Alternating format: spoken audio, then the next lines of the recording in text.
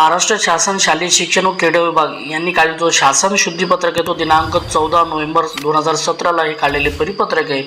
त्याचा विषय असा आहे बघा, Pavitra portal for visible to all teacher requirement, संगणकीय प्रणालीद्वारे शिक्षक निवडीसाठी पारदर्शक कार्यपद्धती विहित करण्याबाबत, म्हणजेच केंद्रीय शिक्षक पात्रता परीक्षा म्हणजे सी-टेट ही जी अंतर्भाव करण्याबाबत शासन शुद्ध पत्रिका आलेली आहेत।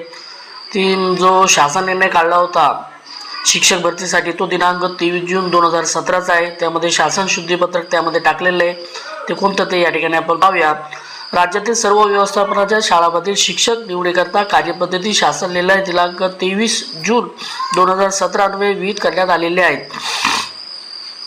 सदर शासन निर्णयातील परिच्छेद क्रमांक 7 बघा, जो शासन निर्णय काढला होता शिक्षक भरतीचा तो 23 जून 2017 म्हणजे TET संदर्भातला, त्यामध्ये परिच्छेद क्रमांक 7 अभियोग्यता चाचणीकरता उमेदवाराची अर्हता यामधील खालील उपपरिच्छेद आहे। म्हणजे बघा 23/6/2017 ला जो GR निर्गमित झाला होता त्यातील परिच्छेद क्रमांक 7 हा आहे। या ठिकाणी आपण समजून घेऊया। इयत्ता 1ली ते 8वी मधील शिक्षक पदाकरता महाराष्ट्र खाजगी शाळेतील कर्मचारी म्हणजे सेवेच्या शर्ती नियमावली 1981 मध्ये विहित केलेली शैक्षणिक अर्हता धारण केलेले तसेच शिक्षक पात्रता परीक्षा म्हणजे TET उत्तीर्ण उमेदवार अभियोग्य चाचणीकरता पात्र असतील। आता बघा, जो 23 जून 2017 ला जो GR निर्गमित झाला होता त्यामध्ये परिच्छेद क्रमांक 7 म्हणजे TET परीक्षा उत्तीर्ण होणे आवश्यक होते। म्हणजे जर तुम्हाला शिक्षक लागायचे असेल तर इयत्ता 1ली ते 8वी मध्ये शिक्षक पदाकरता तर त्याला TET पात्र होणे आवश्यक होते।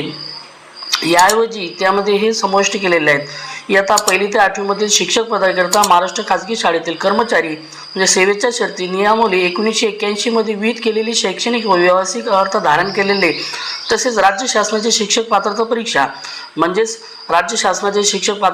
म्हणजेच TET किंवा आता त्याला लागलेली ही केंद्र शासनाची शिक्षक पात्रता परीक्षा म्हणजे सी-टेट उत्तीर्ण उमेदवार अभियोग्यता बुद्धिमत्ता चाचणीकरता पात्र असतील तसेच असे वाचण्यात यावे। म्हणजे यामध्ये शुद्ध पत्रिकामध्ये सुधारणा केलेली आहेत की आता TET उत्तीर्ण होणे आवश्यक आहे किंवा केंद्र शासनाची सी-टेट परीक्षा देखील उत्तीर्ण आवश्यक आहे।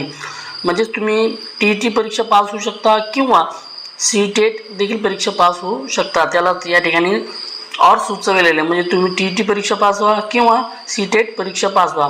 आता बघा, आपण सर्वांना माहिती आहे शासनाने एक परिपत्रक काढलेलं आहे। आता जी सी-टेट परीक्षा होणार आहे ती 8 फेब्रुवारी 2026 ला होणार आहे। म्हणजे तुम्ही TET परीक्षा देऊ शकता किंवा सी-टेट परीक्षा देऊ शकता। हे शासन शुद्धीपत्रिका शासनाच्या संकेतस्थळावर उपलब्ध असून त्याचा संगणक संकेतन क्रमांक असा आहे। अशाच प्रकारचे व्हिडिओ आवडल्यास व्हिडिओ लाईक शेअर आणि सबस्क्राईब करायला विसरू नका।